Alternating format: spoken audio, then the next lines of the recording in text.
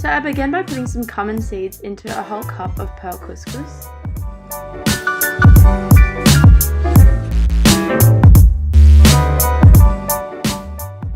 Add 2 cups of water to the pearl couscous and let it simmer.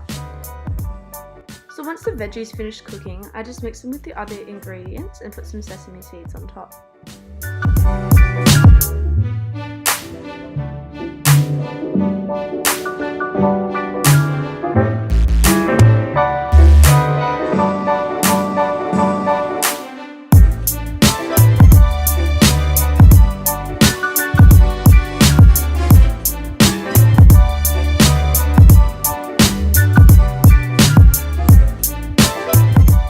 So now you just want to add the date mixture into 1 cup of oats.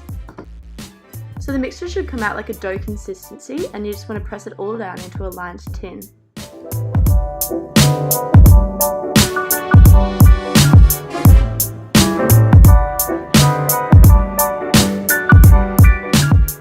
So you now just want to grab that first layer back out of the freezer and put the second layer you just made on top.